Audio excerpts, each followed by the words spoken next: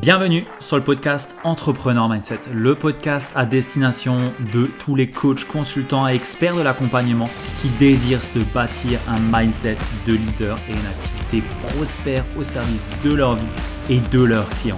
Je suis Ludovic Gucker, fondateur de l'entreprise Kaizen Impact et nous accompagnons aujourd'hui les experts de l'accompagnement dans leur croissance tant personnelle qu'entrepreneuriale.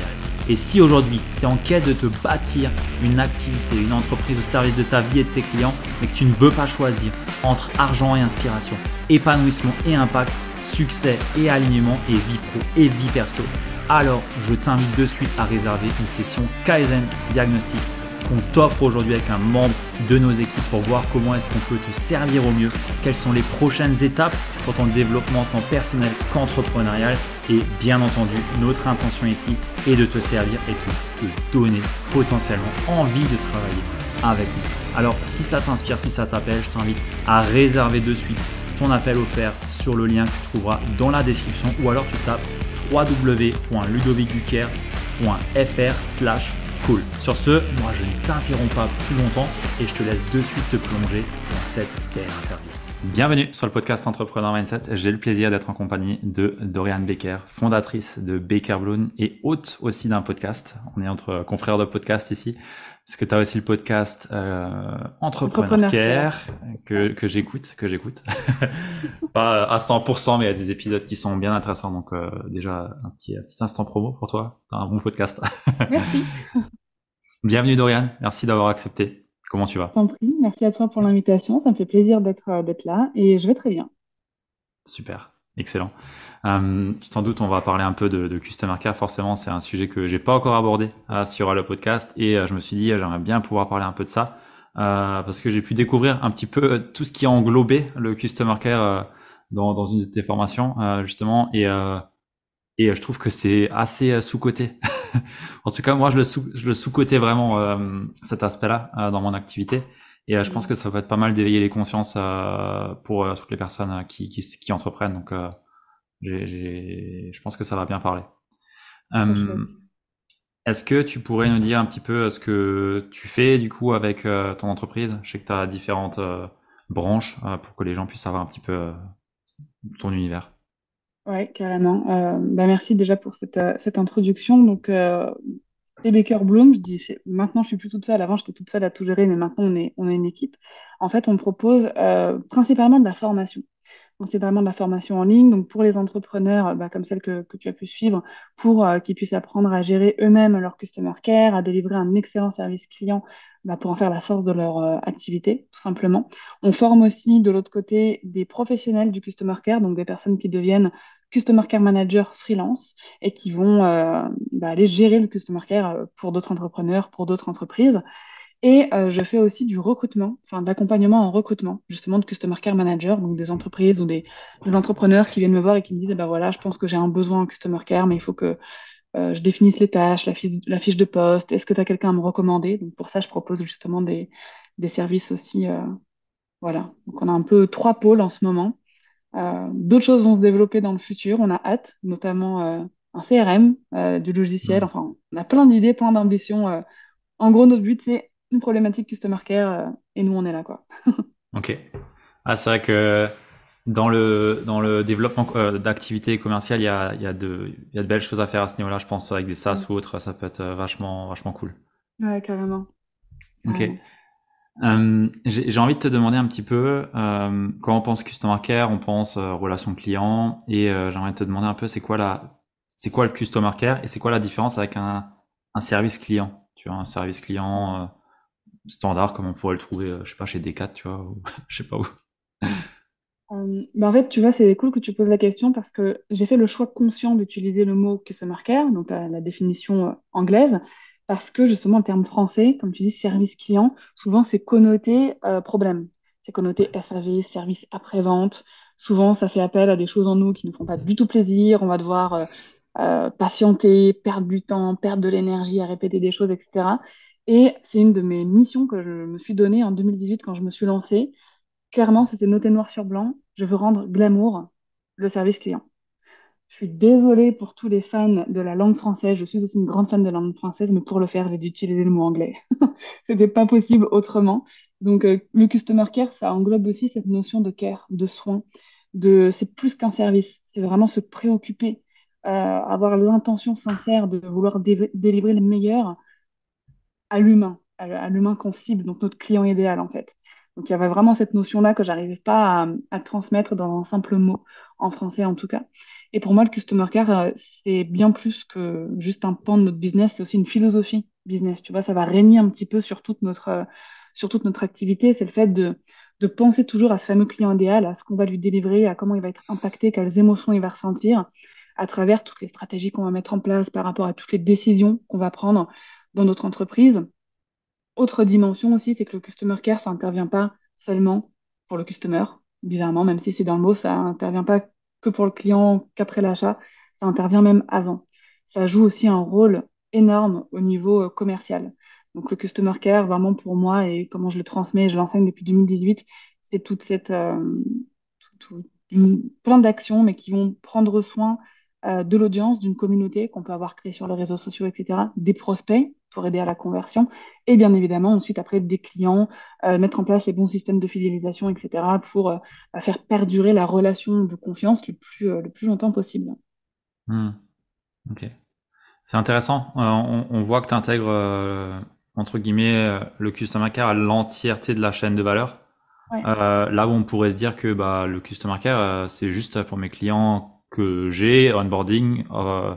À la limite, il y a quelque chose pour la fin. Et là, souvent, c'est encore. Enfin, je sais que moi, c'est quelque chose que j'avais pas dès le Mm. début. Tu vois, j'avais pas. On pense souvent à l'onboarding, mais pas à l'offre. Euh, qu'est-ce que. Après, tu vois, juste pour rebondir sur ce que tu viens de dire, tu vois, le customer care, il faut le voir un petit peu comme un add-on sur son business. Ouais. Tu vois, par exemple, tu parlais de l'avant-vente, donc tout le parcours client avant achat. Une stratégie marketing, elle n'est pas rentabilisée s'il n'y a pas de customer care derrière. Tu vois, si on met en place des webinaires, si on met en place des ads et qu'il n'y a personne qui vient pour répondre, pour accueillir les nouvelles personnes, pour vraiment répondre correctement à leurs besoins, ben, en fait, l'argent qu'on a investi dans ces ads, par exemple, il est à moitié perdu. Hmm. Tu vois, Customer Care, ça va vraiment venir soutenir et renforcer tout ce qu'on va mettre en place au niveau marketing avant l'achat. Et ensuite, bien évidemment, après, c'est indispensable pour la fidélisation, etc. Parce que même ça rapporte de l'argent aussi à une entreprise. Ouais, grave. Ouais, ouais, ouais, c'est vrai. Que pour la fidélisation, la rétention, c'est le soin qu'on apporte aux clients et la façon dont on répond à leurs besoins qui va faire qu'ils vont se dire ok, on peut peut-être continuer avec X ou Y quoi. Ok. C'est ça. Euh, justement, c'est quoi un peu les règles si on prend la chaîne de valeur acquisition, vraiment sur la partie bah, prospection et autres, c'est quoi un peu je sais pas, je dirais les grands basiques que toi tu vois et que tu mettrais en place dans un business dans l'accompagnement, le service. Dans un premier temps, c'est d'abord d'uniformiser la considération. C'est-à-dire quelqu'un qui n'est pas encore client chez moi, Ouais. quelqu'un qui me contacte et qui me pose juste une question au pif comme ça sur mes réseaux sociaux, a autant de valeur que quelqu'un qui est déjà passé à l'action et qui a déjà acheté chez moi. Donc, bien évidemment que selon les situations, parfois, il faut prioriser nos tâches dans la journée. On va peut-être faire passer effectivement les demandes des clients avant, mais pas bâcler pour autant non plus toutes ces personnes qui s'intéressent à notre business. Et ça, souvent, je vois que c'est énormément bâclé. Les DM sur Instagram sont délaissés, on n'a pas le temps de s'en préoccuper, les commentaires, on n'y répond pas, alors que ce sont énormément d'opportunités de perdu, de créer du lien, justement, de commencer à créer un lien de confiance avec ces gens-là et sans confiance, personne n'achète sur le web. Il faut un Mm. minimum de confiance, un minimum que les gens se sentent un minimum considérés, que ce soit dans la communication, dans le marketing et dans le customer care, pour pouvoir passer à l'achat. Donc ça, ce serait la première chose, de se dire que un email d'un client a autant de valeur qu'un DM sur Instagram qui me pose une question sur mon business. Mhm. C'est important. Et ça rejoint aussi un petit peu le mindset. Après, on pourra en parler si tu veux, mais du mindset d'un entrepreneur où il y a ce côté aussi, je prends mes responsabilités, parce que le customer care que j'ai, les contacts que j'ai, c'est aussi mes actions qui les génèrent. C'est aussi quelque chose de voulu à la base. Ouais. Deuxième chose à mettre en place, c'est justement dans la continuité de cette considération de se dire de répondre à tout le monde. la réponse, c'est quelque chose sur lequel j'insiste beaucoup dans plein de contenus, parce que ça va être le premier moyen qu'on va avoir sur Internet, dans le digital, de créer du lien. Souvent, on est contacté avec 80%, après ça dépend des business, mais quand on fait du contenu, par exemple, de la création de contenu, 80% des demandes, c'est des demandes entrantes. Et peut-être que 20%, ça va être de la prospection, ça va être de l'envoi de messages ou de vidéos, etc. Mais 80%, c'est voilà, on reçoit des demandes, des messages, peu importe la plateforme, et on va y répondre. Et ça, en fait, cette réponse-là, elle est hyper précieuse.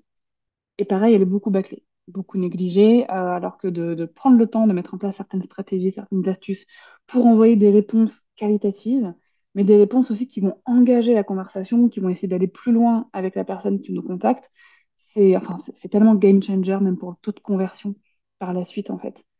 Et il y a la possibilité d'ailleurs de calculer le taux de conversion du customer care pour savoir à quel point il est rentable ou pas. Donc c'est ça vraiment de prendre soin de répondre à chaque personne qui nous écrit, peu importe la plateforme, si possible dans un délai rapide. Donc l'idéal en moins de 24 heures, jour ouvré, donc du lundi au vendredi. 48 heures, c'est un très bon délai encore. 3 jours grand maximum déjà. Si on répond en 3 jours, c'est déjà un petit peu trop lent. Dans le milieu Ouais. du digital, vous trouvez à vite maintenant. Donc voilà, ce serait le deuxième axe vraiment à mettre en place. Et un troisième axe que je pourrais te donner, c'est de travailler un petit peu son expérience client. Une fois que voilà, on a mis en place les bases de son customer care, etc., c'est d'imaginer des systèmes, des process ou des actions qui vont créer les bonnes émotions au bon moment. Tu vois, Hmm. par rapport à nos valeurs, notre branding, qu'est-ce que moi je veux transmettre? Est-ce que, tu vois, par exemple, un coach sportif va vouloir que ses prospects, ses clients, son audience se sentent motivés. Donc, dans son customer care, il va intégrer comme ça des mots, des valeurs, des emojis, des choses qui vont faire que ça va transmettre cette valeur de motivation, ça va hyper les gens. Peut-être que, je sais pas, moi, au contraire, un coach de vie hyper cool, hyper serein, bah, lui, c'est le contraire. Dans ses messages, ça va être très enveloppant, très doux avoir une façon de communiquer qui va apaiser les gens parce que c'est son objectif. Donc voilà, il y a de se dire, OK, quelles émotions je veux créer à quel moment de mon parcours client et comment je vais pouvoir créer ces émotions. Hmm. Ouais, c'est vachement complet et ça va bien au-delà que juste bah ok, je m'occupe juste des clients actuels, mais c'est vraiment c'est quoi l'expérience client que je veux leur faire vivre, c'est quoi ouais c'est Et puis c'est se dire aussi, tu vois, qu'est-ce que les gens vont dire de moi à leurs potes. Tu vois, par exemple, c'est vraiment de s'imaginer cette situation où un prospect ou quelqu'un de ton audience va t'écrire. À ouais côté de lui, il y a un pote. ouais Tu lui réponds. Qu'est-ce qu'il va dire tout de suite à son pote dès qu'il reçoit ta réponse? Qui va dire, ah bah j'ai contacté un tel, je lui ai demandé ses prix. Bah écoute, il m'a répondu hyper froidement, ça me donne pas envie, je vais voir quelqu'un d'autre. Ou alors, oh là là, j'ai contacté un tel pour telle chose, regarde son message, c'est ouf. Hmm. Bah écoute, je vais aller voir le lien qu'il m'envoie, je vais aller écouter son podcast, Tu vois, c'est qu'est-ce cette personne dirait à son ami dès qu'ils ont eu un contact, un lien avec vous, quoi. C'est quoi, si tu as une image un peu globale du marché, c'est quoi la note globale que tu donnerais au marché francophone si on regarde un peu ce qui se fait sur le Alors, marché de business en ligne dans ok, l'accompagnement? marché business en ligne, parce que sinon sur tout le marché, Ouais, non, non. malheureusement, elle est très basse. Sur business en ligne, je dirais que quand même c'est pas mal. C'est mieux qu'avant. Je pense qu'il y a beaucoup de business en ligne qui prennent plus conscience. Donc il y a 5 ans, quand je me suis lancée, je t'aurais dit que c'était 2 sur 10. Aujourd'hui, je dirais qu'on est plus à 4, 5 sur 10 quand même. Ok. C'est quoi l'influence de Dorian là-dedans? J'espère que j'ai su pour un peu quelque chose, mais je pense aussi surtout que les exigences des consommateurs y est aussi pour beaucoup. Ouais, Euh, Tu vois, sans vouloir remémorer de mauvais souvenirs, mais la crise Covid, où beaucoup de business se sont digitalisés, où les gens se sont aussi mis à beaucoup plus consommer sur Internet, en fait, les exigences, je dirais pas que que les gens sont devenus trop exigeants, je pense qu'au contraire, ils ont l'exigence qu'il faut pour obtenir, hmm, tu vois, le minimum de services qui donne envie d'aller vers quelqu'un. Alors que avant, quand un e-commerce ou même un business en ligne avait un petit peu le monopole sur un marché, bah, peu importe si il répondait pas très bien aux clients, s'il répondait pas à tout le monde, il savait dans tous les cas qu'on allait acheter chez lui parce qu'il avait un peu le monopole. Sauf que ouais. maintenant, avec justement cette digitalisation de plein de services, de plein de produits, le e-commerce, etc., la façon dont les gens vont se sentir traités dans un business, c'est ce qui fait toute la différence de s'ils vont acheter, de s'ils vont continuer à acheter. Ouais. Tu Hmm. vois. Donc ça a rendu le marché un peu plus exigeant. De fait, les entrepreneurs ont un petit peu plus conscience maintenant que faut qu'ils mettent un peu plus le paquet sur l'expérience client, le customer care, et que les clients, c'est pas juste des numéros et un chiffre qui tombe sur le compte en banque, quoi. Hmm. Ouais, c'est clair. C'est quoi un peu disons les axes les plus, on va dire, rémunérateurs sur l'échelle de, je sais pas s'il y a une échelle, mais pour monter ton customer care, c'est quoi les axes d'amélioration qui ramènent le plus les leviers les plus gros et si je peux demander, ouais, je vais déjà te demander ça. En termes de chiffre d'affaires, tu veux dire? Ouais, ouais, Euh, bah déjà, des leviers qu'on peut mettre en place au moment de l'avant-l'achat, avant l'achat, donc au ouais. moment de la conversion, et de la fidélisation. Au moment de la conversion, bah, je t'en ai parlé tout à l'heure, c'est vraiment de penser à chaque fois qu'on va mettre en place une nouvelle stratégie marketing, une nouvelle stratégie de visibilité, une nouvelle stratégie de vente, de se dire quelles actions customer care je vais mettre en place pour venir renforcer et rentabiliser tout ça. Exemple, je vais organiser un webinaire, j'espère qu'il y aura 500 personnes en show-up live. Moi, je vais présenter mon truc en webinaire. Qui s'occupe du chat?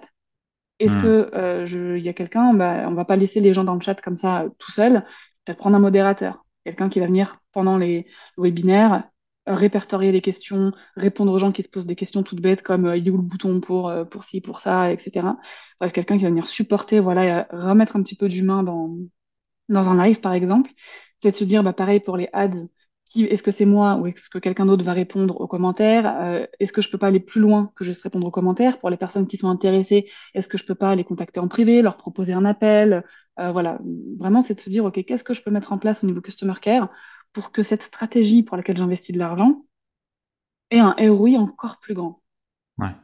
Tu vois, c'est vraiment de se poser la question pour ça. Donc déjà, le fait d'apporter une réponse en moins de 24 heures, c'est un game changer, hein.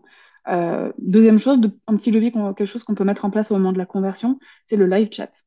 Le live chat a un taux de conversion de plus de 10% sur le web. C'est quand même, C'est-à-dire une petite bulle qui est sur le ouais, côté, voilà, sur une la page de vente fameuse par petite exemple. bulle. C'est ça sur une page de vente ou quoi. Alors, je précise, dans live chat, il y a live. Donc, il faut que nous ou quelqu'un soit disponible pour répondre en maximum moins d'une minute. C'est hyper important. Parce que une personne qui contacte, qui pose une question sur un live chat, sur une page de vente en plus, c'est qu'elle a besoin de la réponse maintenant pour l'aider à prendre sa décision d'achat. Hmm, Vraiment, c'est hyper important qu'on lui apporte une réponse très rapide, personnalisée, et qui va l'aider à prendre la meilleure décision pour elle. Le live chat, vraiment, ça change tout. On n'est pas obligé de l'avoir tous les jours, tout le temps. Mais par exemple, quand on fait un lancement, une opération commerciale, ou voilà, ouais. quelque chose où on se dit là, j'aimerais bien avoir un peu plus d'entrée de chiffre d'affaires, bah, le live chat, ça peut être bien. Il y a les appels conseils. Alors, moi, j'aime pas du tout le mot closing. Et d'ailleurs, je suis pas du tout fan du système du closing en général, mais on va pas aborder ça là maintenant. Mais mettre en place des appels conseils, en fait, pas forcément des appels découvertes, mais un calendrier de rendez-vous avec nous ou quelqu'un de notre équipe qui va être là pour conseiller les gens selon leurs besoins, encore une fois. Donc, que ce soit pour leur dire, bah, écoute, ouais, le truc, il est fait pour toi, par rapport à ta situation, ça va t'apporter ça, ça, ça, ou au contraire, de savoir dire non aussi et de dire, bah, écoute, c'est trop gentil que tu te sois intéressé à mon produit. Par contre, par rapport à ta situation, telle chose ne convient pas, telle chose ne convient pas, et là, pour le moment, tout de suite, mon programme ou mon service n'est pas fait pour toi. Donc, avoir comme ça quelqu'un ou nous-mêmes qui pouvons assurer des appels conseils, ça aussi, le téléphone, ça, je dis ça revient en force, mais en fait, ça a toujours été en force. C'est juste que dans le milieu du business en ligne, c'est un canal de communication qui a tout de suite été supprimé, ce que je peux Ouais. comprendre parce que ça demande d'être disponible soit instantanément si on a un numéro en libre accès, soit de réserver du temps pour ça dans son planning. Et c'est pas forcément quelque chose qu'on peut faire. Je te prends mon exemple, avec ma vie de famille, le fait d'avoir un enfant, etc. C'est pas quelque chose que moi je peux mettre en place. Par contre, demain, si je le mets en place, c'est clairement des personnes que je vais prendre pour ça, enfin des prestataires ou des membres de mon équipe qui s'en chargeront, tu vois. Hmm. Donc ça, c'est au Ouais. niveau de la conversion. Tu as des questions là-dessus ou tu veux que je passe directement à la fidélisation? Bah, j'aimerais juste rebondir pour dire que on voit que si on prend juste de la hauteur sur ce que tu as pu dire, c'est vraiment chercher avoir toutes les problématiques qui peuvent être rencontrées dans la tête de notre client et comment est-ce qu'on peut, entre guillemets, mettre une parade à ça ou être présent pour répondre aux besoins au moment T, dans la phase de conversion, quoi. Ouais, c'est ça. Après, il y a plein de... Enfin, en vrai, on pourrait faire un épisode total Ouais. sur les systèmes Customer Care pour la conversion. Petite astuce que je pourrais donner pour ça, c'est les vidéos, style le système vidéo Ask, tu vois, où en fait, avec ça, tu crées un parcours vidéo avec des questions, une sorte de formulaire, c'est interactif. Et ça peut aider aussi des personnes dans un parcours de vente à savoir si tel produit est fait pour elles, quelle est la meilleure formule, voilà. Ça aussi, en termes de conversion, c'est pas mal. Pour qualifier, par exemple, un questionnaire, au lieu d'avoir un typeform, mettre un vidéo Ouais. ask avec, ouais. La vidéo Ask, c'est Typeform d'ailleurs. C'est la même Ah, boîte c'est qui a eux. créé. D'accord, ouais. Ouais, Cool. ouais, c'est eux. Donc pareil, ouais, Il y en pour a, il y en a qualifier un pas beaucoup qui prospect, l'utilisent, vidéo ask. On voit beaucoup typeform et vidéo ask, c'est vrai Ouais, que c'est assez rare. Ouais. Ok, c'est intéressant, ça. merci. Et maintenant, au niveau de la fidélisation, ce que j'aimerais dire, c'est que la fidélisation, c'est pas juste pour fidéliser, c'est que la fidélisation, ça a deux objectifs business possibles. Soit la recommandation, si on n'a pas la possibilité de revendre quelque chose, donc la recommandation, nos clients vont nous amener de nouveaux clients, ou la reconversion. Donc là, c'est Hmm. si on a la possibilité que notre client rachète le même produit chez nous, ou le même service, ou alors puisse investir dans un service ou un produit complémentaire. Un exemple, un web designer qui crée des sites web de A à Z, bah, peut-être qu'après, il peut proposer à ses clients en création de site web une offre de maintenance mensuelle avec un Hmm. forfait mensuel, etc. Ça, c'est de la reconversion. En règle générale, si on a un objectif de reconversion, on peut aussi se mettre en tête d'avoir un objectif de recommandation pour attirer de nouveaux clients. Par contre, si on fait des produits one-shot, tu vois, où vraiment c'est un client qui peut acheter qu'une seule Ouais. fois le même produit et on n'a rien d'autre, là, par contre, on va miser à fond sur la recommandation pour toujours attirer de nouveaux clients. Donc, ça, c'est vraiment pour te montrer qu'en fait, la fidélisation, il y a toute l'intention qu'on y met derrière de vouloir garder le lien avec les clients, de vouloir continuer à les aider, à les impacter avec notre mission, etc. Mais il y a aussi un objectif business derrière qu'il faut garder en tête parce que c'est ça qui va nous aider à mettre en place le bon système de fidélisation et pas de se perdre dans tout ce qui existe parce qu'il existe plein de systèmes possibles. On a souvent envie, en plus, dès qu'on découvre cet univers, de mettre en place plein de choses et on peut très vite s'éparpiller et perdre Hmm. de vue justement cet objectif business qui est quand même important à garder.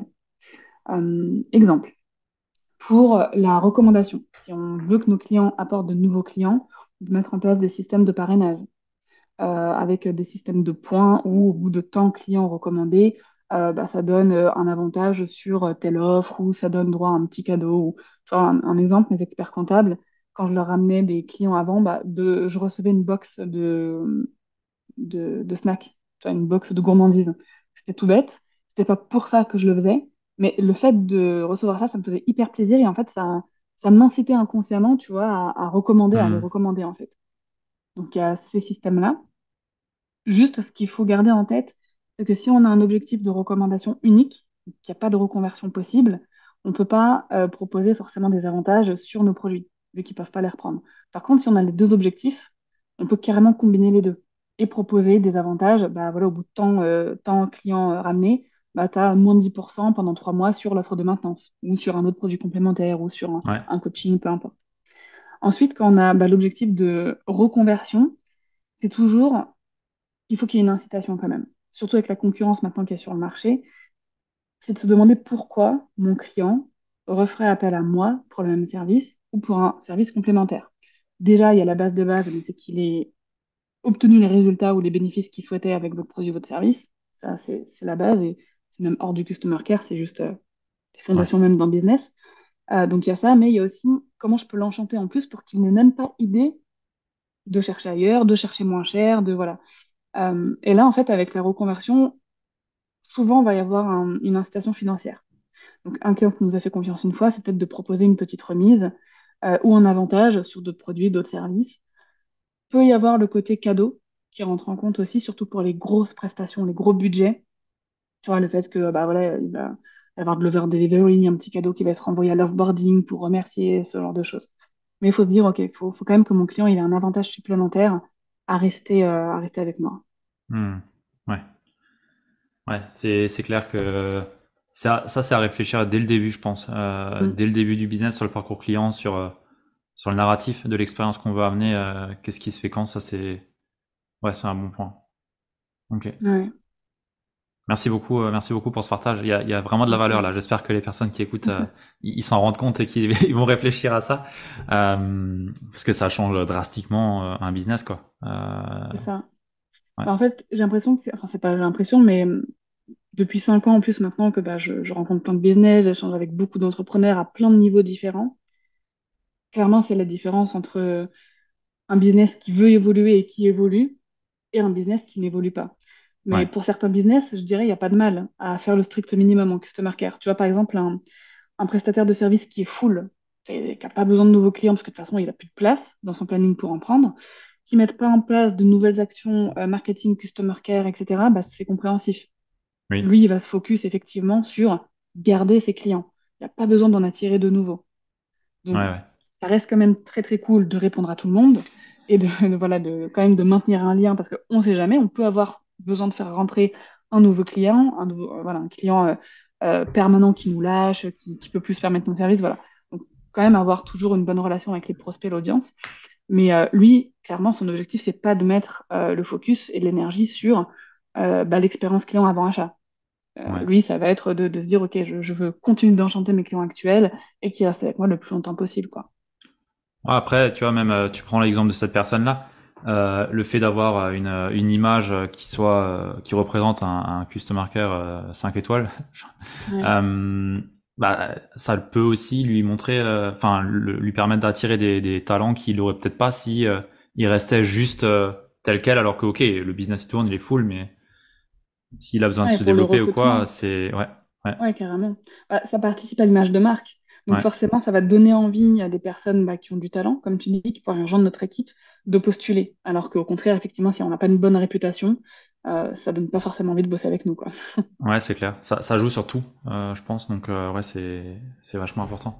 C'est quoi les grandes croyances qui vont contre le customer care ou en tout cas qui sont pas en sa faveur et qui fait que potentiellement, bah, tu vois, on n'y pense pas dès le début ou en tout cas, c'est pas la chose sur laquelle on va se concentrer dès le début. C'est quoi un peu les croyances qui se cachent derrière? Bah, le fait que justement, le customer care, c'est que du service après-vente. Ouais, Donc j'attends d'avoir des clients pour y penser. J'attends d'avoir une audience, etc., pour y penser, pour mettre des stratégies en place. On fait souvent passer avant beaucoup, beaucoup d'autres choses, avoir un logo, créer son site, sa charte graphique, qu'on va refaire 15 000 fois d'ailleurs. Mais donc voilà, il y a le fait de se dire ça dès le départ. Le fait de se dire que ça rapporte pas d'argent, donc pas besoin de mettre de l'énergie dessus. Alors que voilà, comme on vient de le voir, c'est tout ouais. à fait le contraire. Et une autre croyance aussi, c'est que ça prend trop de temps. Ah, Ça aussi, c'est une grosse croyance, mais j'ai pas le temps. C'est vraiment la phrase qui revient tout le temps.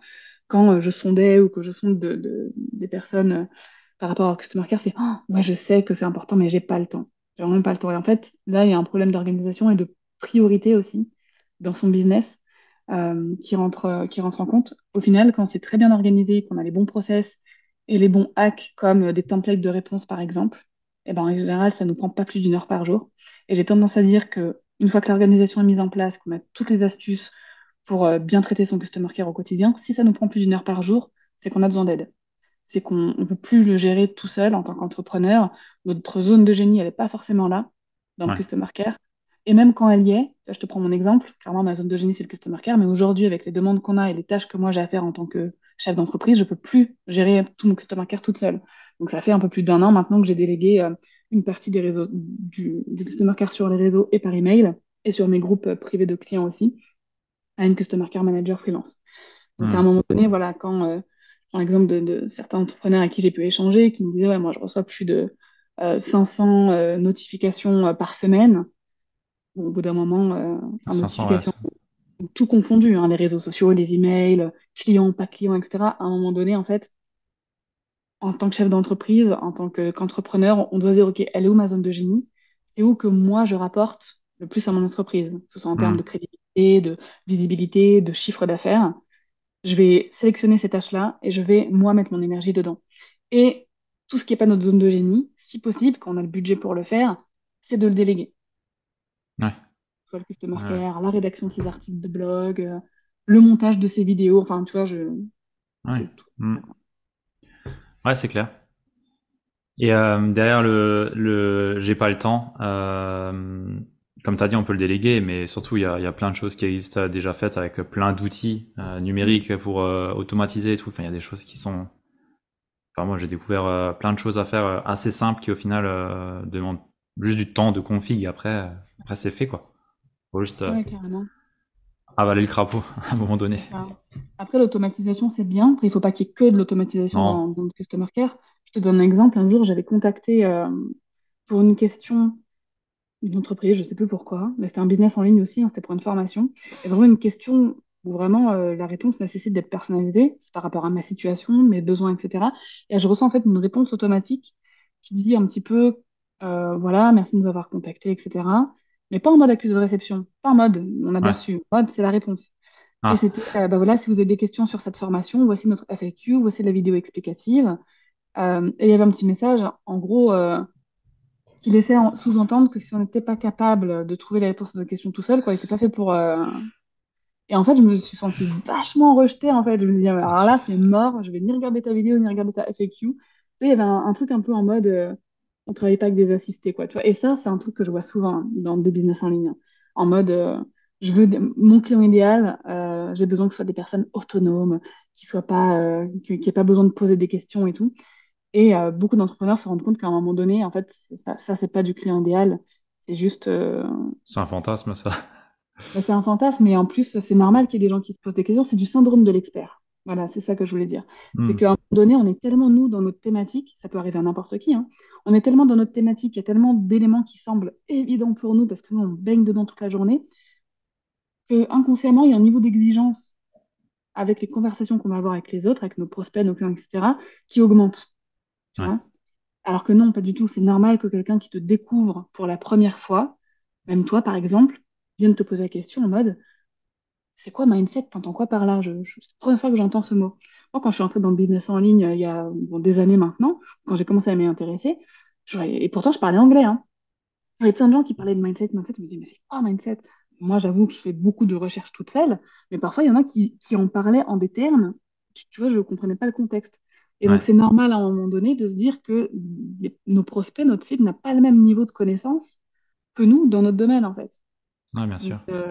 et c'est l'un des principes de l'entrepreneuriat et du marketing, c'est répéter, répéter, répéter les choses, répéter notre mission, répéter nos valeurs, répéter ce qu'on fait, répéter c'est quoi les bénéfices.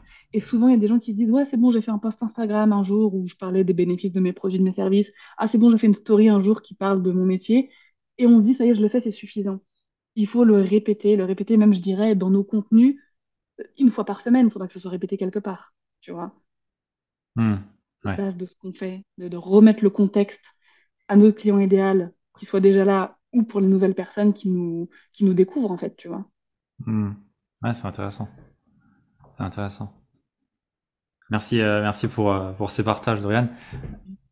Euh, j'ai envie de te demander un petit peu justement sur le côté mindset du coup de Mhm. l'entrepreneur.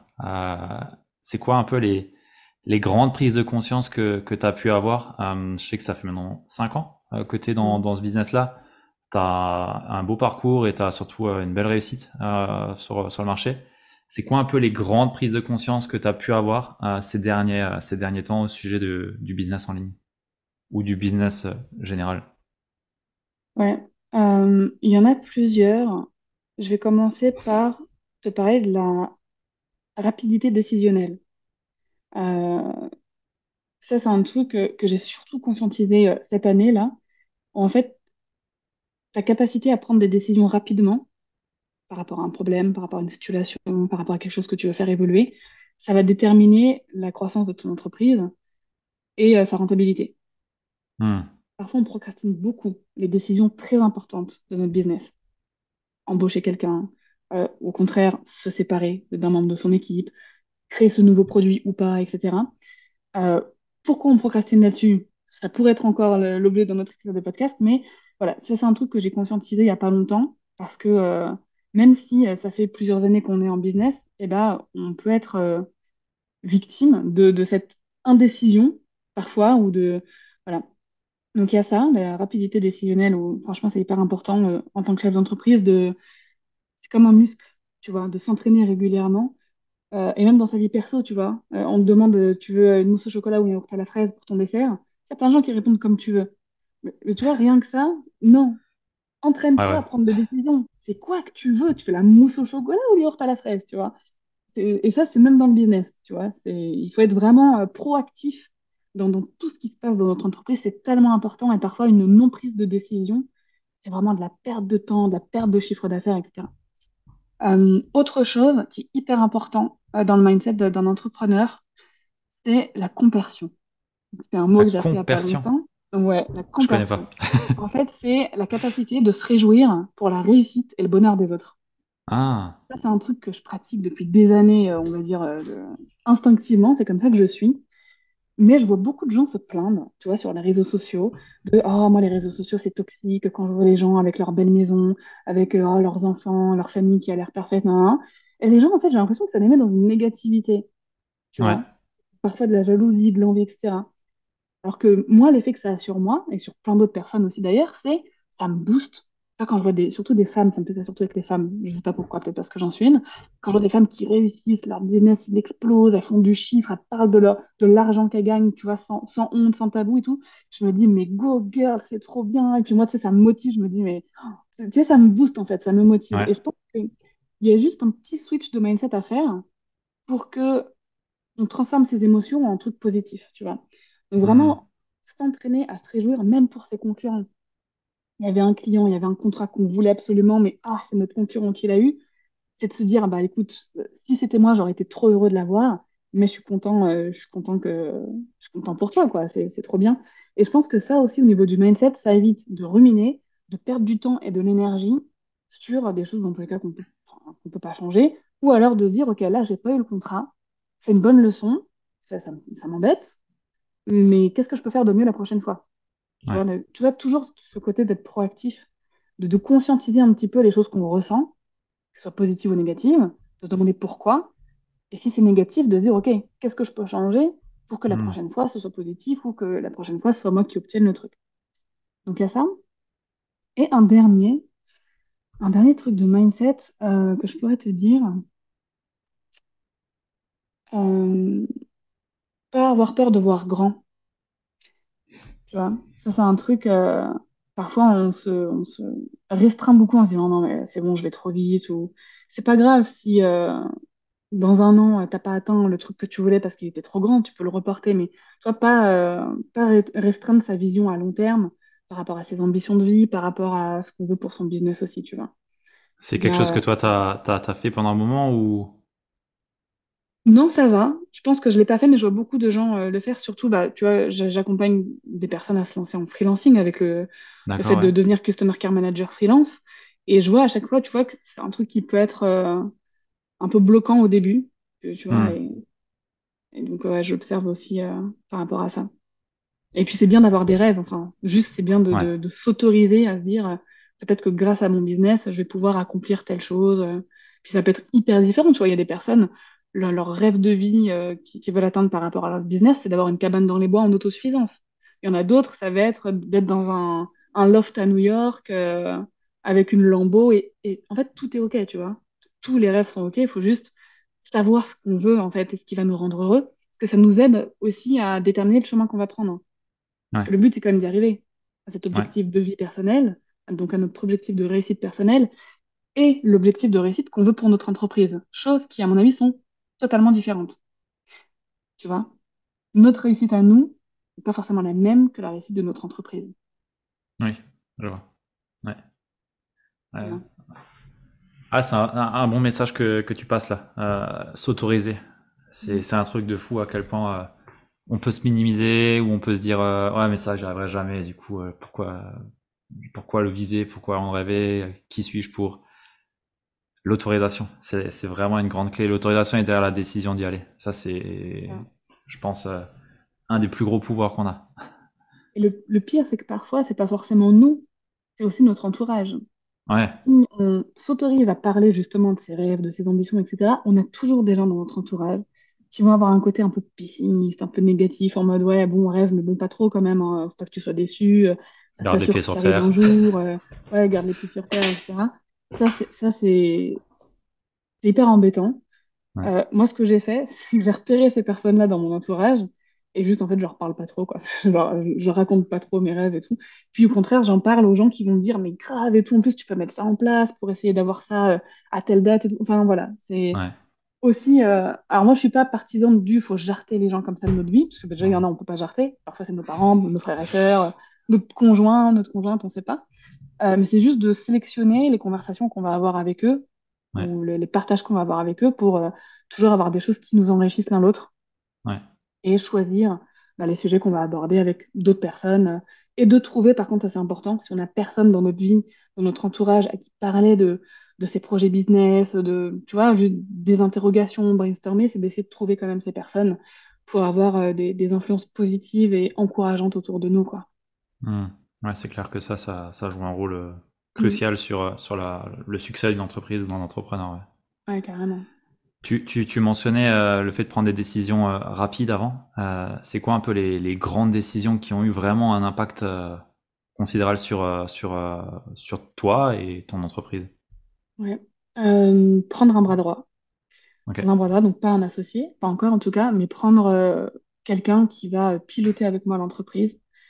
On, on a connu et on connaît quand même une croissance sympathique. Et à un moment donné, on peut plus tout gérer tout seul. Et encore une fois, le pilotage à 100%, c'était pas dans ma zone de génie. Tu l'as Moi, fait à quel moment? Parce que tu vois, je c'est l'ai une fait question que je me suis déjà posée aussi et c'est intéressant d'avoir ton retour. j'ai fait en septembre 2021 ou 2022. Septembre 2021, je crois. D'accord. Été 2021, je passe une annonce de recrutement pour à la base un Online Business Manager, donc un OBM, Ouais. pour m'épauler dans tout ce qui est gestion de projet, un peu gestion d'équipe, parce que j'avais déjà commencé à déléguer avant. Et je suis tombée sur le profil parfait pour moi. Solène, si tu passes par là, coucou. Donc ça fait maintenant bientôt 2 ans qu'on travaille ensemble. Et c'est vraiment devenu, je n'arrive pas à la définir autrement que bras droit. Vraiment, Ouais. c'est juste que j'ai pris la décision à ce moment-là, quand j'ai fait le recrutement, de recruter quelqu'un à l'opposé de moi en termes de ses compétences et de ses aspirations. Enfin, tu vois, moi, je suis très côté customer care, créatif, imaginer, stratégie, etc.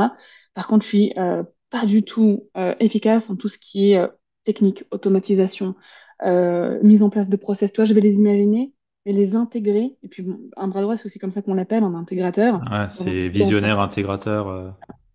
on a exactement trouvé cette place-là quand j'ai pris cette décision de l'embaucher, qu'elle travaille avec moi. J'ai vraiment pris ma place de visionnaire et elle a pris la place d'intégrateur dont j'avais besoin dans mon business Hmm. pour continuer de moi de m'épanouir et de pas me sentir submergée par toutes ces tâches-là qu'elle fait maintenant, qui au final me prenaient un temps de dingue et qui m'empêchaient de m'épanouir dans ma zone de génie.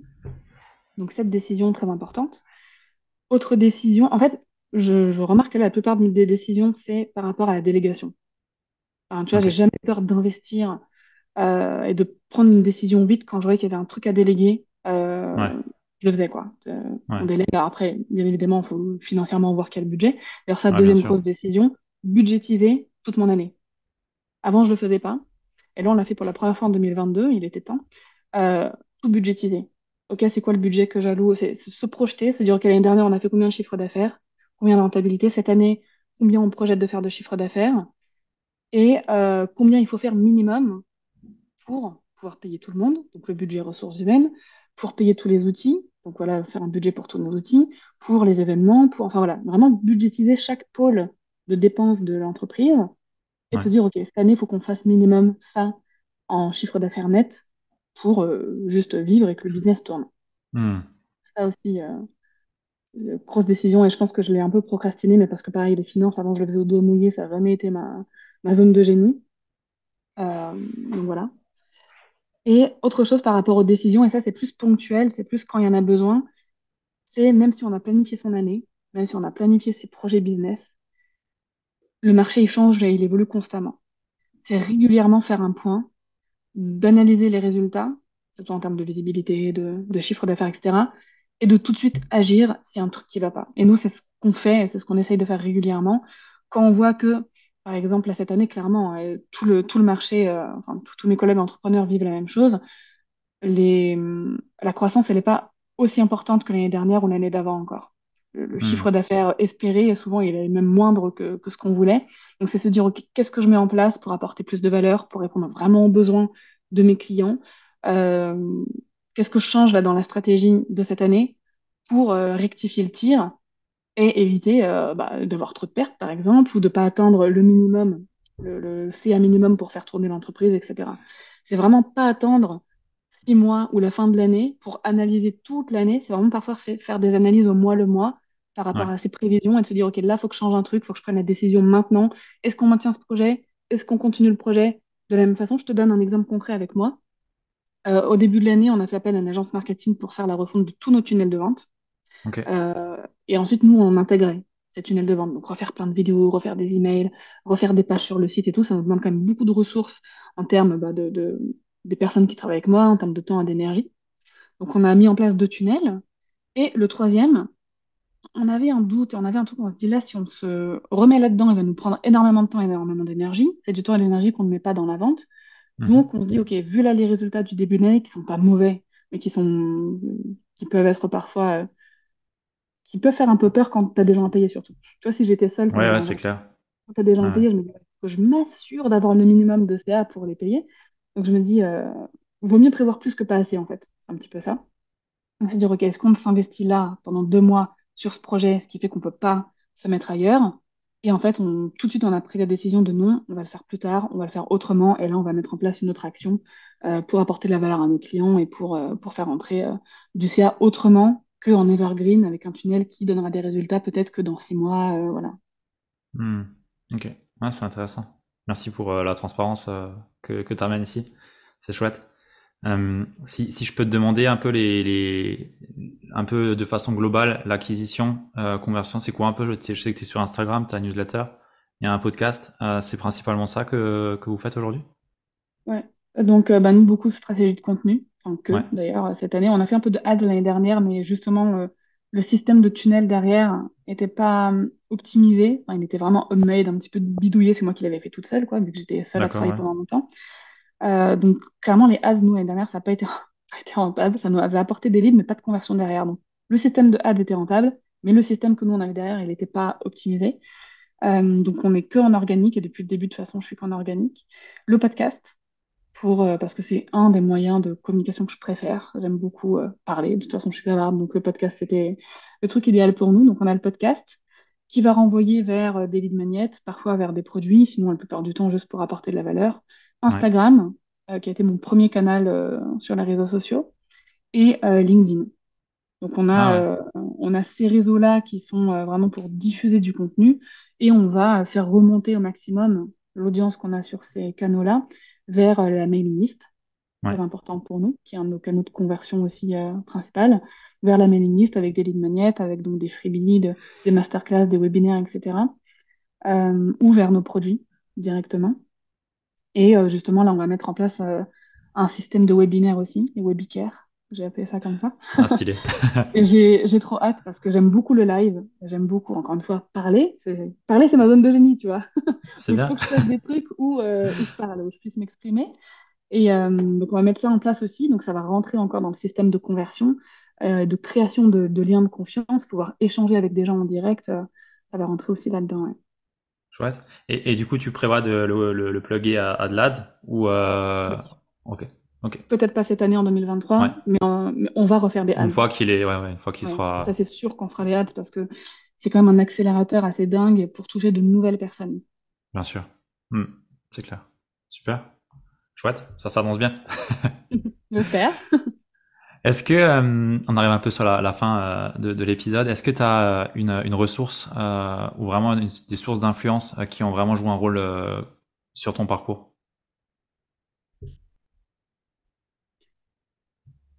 Des personnes qui ont influencé mon parcours. Ah, je vais te donner déjà mon expérience salariale, parce qu'avant j'étais salariée, avant d'être entrepreneur. Et ça, c'est un truc important que je tiens à dire aussi. Sans cette expérience salariale, j'en serais pas où j'en suis aujourd'hui. Je me serais pas lancée dans l'entrepreneuriat et j'aurais surtout pas acquis les compétences que j'ai aujourd'hui en termes de customer care. Donc ça, Hmm. c'était ma plus grosse influence. J'ai eu la chance et l'opportunité de travailler pour un groupe anglais de cosmétiques et de faire 5 ans, un peu plus de 5 ans là chez eux en tant que salarié. Et pendant plus de 2 ans, j'ai été leur Customer Care Manager pour la France, la Belgique, le Luxembourg, pour le digital, mais aussi un réseau de 40 boutiques où j'avais une équipe à gérer de Customer Care de 5 à 6 personnes selon les périodes de l'année. Et j'étais aussi impliquée dans le pôle européen du Customer Care. Donc, je travaillais avec les Customer Care Managers d'Italie, d'Angleterre, d'Espagne, Hmm. d'Allemagne et tout. Et clairement, ce job, déjà, ça m'a fait découvrir ma passion du Customer Care. Donc, clairement, je me suis épanouie, mais comme jamais j'aurais pu penser que c'était possible. Sans ce job, j'aurais pas découvert ma passion. Et j'ai monté en compétence en 2 ans dans cette entreprise, plus qu'en 18 ans de scolarité, quoi. Ah, c'est chouette. C'est Donc, chouette. je dirais ça, ouais. Ok. Merci à mon job de salarié. Ça sert toujours, hein. Ouais. À la base, je suis ingénieur en production, expert en Mm. ligne, si ça te parle. Bah, ça me sert à fond parce que je pense à Ouais, système, chaîne de valeur. Enfin, c'est ça. ça sert, ça sert. Mais tu vois, c'est important de le préciser parfois parce que j'ai l'impression qu'il y a une grosse sphère de l'entrepreneuriat qui diabolise un petit peu le salariat ou même qui va, tu vois, diminuer les gens qui sont salariés en mode ouais, vous prenez pas votre vie en main, machin, mais en fait, pas du tout. Enfin, je pense qu'il y a il y a le mode de vie qui nous convient à un Ouais, instant T de ouais, notre vie, tu vois. Euh, et je pense que les salariés qui s'épanouissent dans leur job, ils ont tout compris, autant que nous, entrepreneurs, quoi. bien sûr. Ah, ça c'est clair, ça c'est clair. On est bien d'accord. Des fois, tu peux te dire, putain, qu'est-ce que je suis con à faire ce que je fais tellement ça peut être compliqué. Avant, on était bien, il y avait rien à faire. Mais on sait pourquoi on le fait. Mais c'est clair que chacun il trouve son compte. Mais c'est cool hein, que tu aies pu apprendre autant dans le salariat. Ouais. Euh, Est-ce que tu as un investissement à moins de 100 euros qui a été vraiment bénéfique pour toi? Non, Non. non, pas du tout. Euh, Pas du tout. Si, peut-être des outils. Tu vois, des outils qui reviennent à moins de 100 euros l'année, comme Notion ou ce genre de choses, par exemple. Mais un investissement, tu vois, quand je pense à mes investissements les plus rentables, pour moi, clairement, ça a été la délégation. Ouais, Clairement, pour 100 ça a euros, été de faire t'as rien. confiance à des humains. Oui, tu vois, ça a été de faire confiance à des humains pour leur confier des tâches dans lesquelles ils étaient experts. Ça, c'est Ouais, vraiment mes décisions et mes investissements les plus rentables. Le reste, ça va être des outils, enfin, tu vois, des choses sans âme, mais qui vont nous aider quand même. En termes de formation, je pense que celles dans lesquelles j'investis font beaucoup plus de 100 euros. ouais. Euh, donc, ouais, à moins de 100 euros, j'ai rien qui me vient là tout de suite. Ok. Dorian, où est-ce qu'on te retrouve? Sur mon site internet, bakerbloom.com, sur mon podcast, comme tu as dit tout à l'heure, Entrepreneur Care, sur toutes les plateformes d'écoute, sur Instagram, à Dorian Baker, et sur LinkedIn aussi, à Dorian Baker aussi. Ça roule. Je mettrai tous les liens dans la show note. Génial. Merci à toi. Avec plaisir. J'ai une dernière question, c'est qui est-ce que tu verrais bien passer au micro du podcast? Qui je verrais bien passer dans ton podcast? Julie et Julia, tiens, de I Don't Think, I Feel. Pourquoi pas? Ah oui. Ah, ok, super. Parler un peu de productivité. C'est ça. Super. Bah écoute, merci beaucoup. C'était chouette. J'ai bien apprécié. J'espère que les personnes qui ont écouté jusqu'ici ont aussi apprécié et surtout J'espère qu'ils aussi. en tirent de la valeur. Faites un retour à Dorian sur l'épisode. Si vous avez des questions autres, je pense que ils sont les bienvenus, non? Bien sûr, toujours. Moins de 48 heures, c'est encore bon. Si jamais elle les respecte pas, vous savez. On répond en moins de 24 heures, mail, Instagram, partout. Du lundi au vendredi, vous pouvez nous écrire sans problème. Parfait. Allez vérifier ça. Super. Merci à toi, Dorian, et on se dit au prochain épisode. Merci beaucoup.